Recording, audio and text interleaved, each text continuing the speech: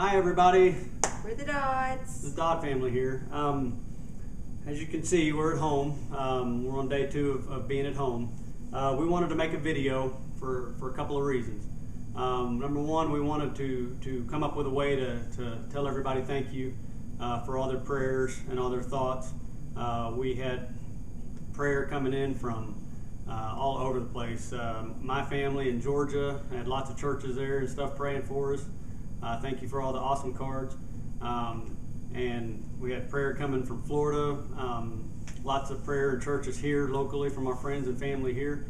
The other reason I wanted to make a video is God's idea.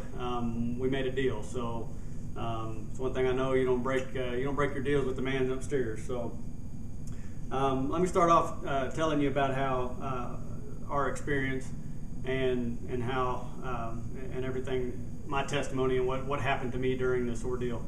Our little girl was sick for several days.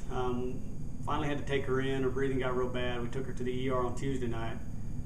Make a long story short, she continued to worsen, ended up in ICU on Wednesday afternoon.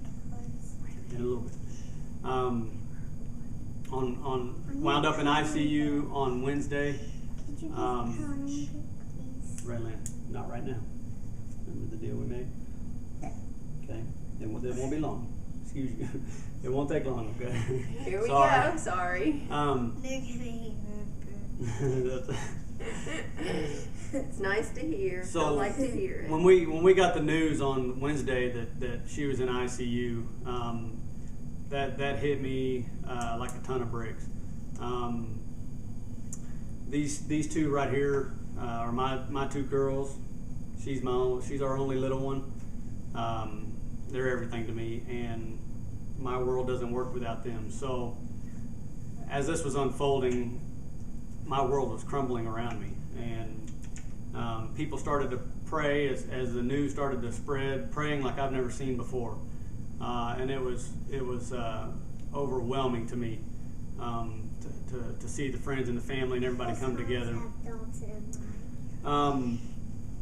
So between, the doctors told us she was going to be in ICU for several days. So between the time she went into ICU, I'll tell you, on Wednesday, we left there Wednesday evening to try to go, Summer and I left there to try to get some more rest, get something to eat.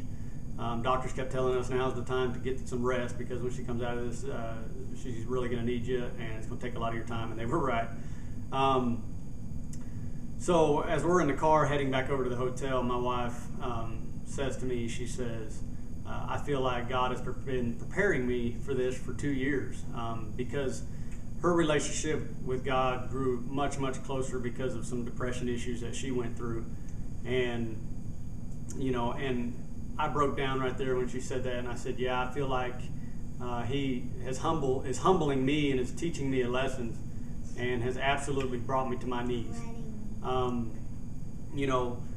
As I spoke of with let me back up and tell you a little bit about me. I'm a man that grew up in churches all my life as a kid. I believe that Jesus is the Messiah, and that he died on the cross for our sins. But at the same time, I felt like my relationship with him was distant. The reason I knew this is because as my wife grew closer to God with her relationship, it somewhat made me uncomfortable, but at the same time, I was proud of her. But I couldn't bring myself to the relationship she was at. Kept telling myself that people have their own relationship with God and how they deal with it, and they do, and I still believe that to a certain degree, to the point where you're being too proud in his eyes. The second reason I knew that my relationship with God was distant was because when we're at church after our pastor gives the message, people can come up to the front and they can kneel down and they can pray. I'm always taken in awe by these people, because they come up there and they comfort each other. And what strikes me most about this is it's our youth. I mean, these are young teenagers that are doing this, and I'm just like, wow, that's incredible. But I couldn't bring myself to do that. I was too proud. and said, I couldn't do that. Well, you can bet where I'll be on our first Sunday back to church. I'll be up front on my knees praying hard. So I want to tell you about two things that happened to me during this ordeal. Thursday kind of went by, not much, just pretty much waiting, trying to rest up. Early Friday morning is my shift. I had the graveyard shift, so early Friday morning, I kneeled down by our daughter, and I put my hands on her, and I kneel down on my knees, and I start praying, and I start praying hard, almost begging, pleading, for speedy and safe recovery and and all that stuff's going through your mind. And God says to me, speaks to me as I'm going through this, and He says, "You have humbled yourself before me. She will be fine." And then I just began to cry. I just broke down and cried. Wasn't very long after. The doctor always came in real early in the morning. It wasn't long after that that prayer that the doctor comes in. He tells us that her x-ray looks much better, starting to get a leak around the tube, around the tracheal area, which is all good signs. We're going to put her on the schedule for tomorrow to remove her off of life support. And, that was a miracle to me. So that was early Friday morning. The second thing that happened to me is about 1 o'clock in the morning. I'm trying to get some rest and couldn't sleep, just laying there thinking, and I started praying. I mean, that's and so I'm praying and God says to me, speaks to me again, and this is where we make the deal. And God says, if you will make a video of your testimony, share your story with people, everything will go as planned and perfect tomorrow morning. Sleep well. Or I'm sorry, He said, now sleep. And I did, and I slept, and I made the deal.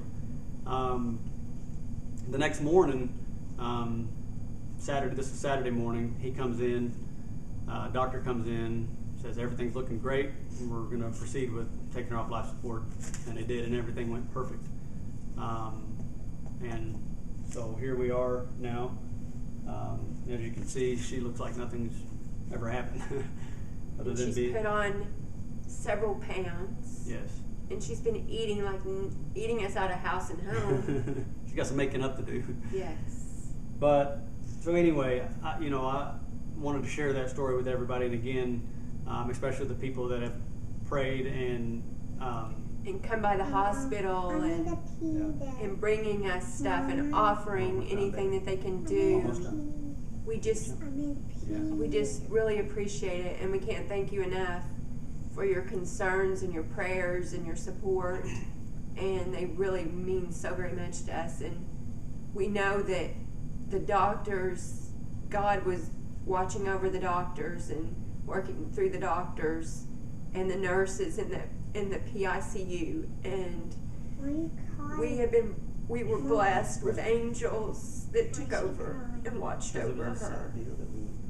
And we are just so blessed. Yeah, we want to send a special thank you to all the people that are in that ICU unit. We both realized, being in that place, that these are truly angels that are working on the battlegrounds of hell, saving people from death every day.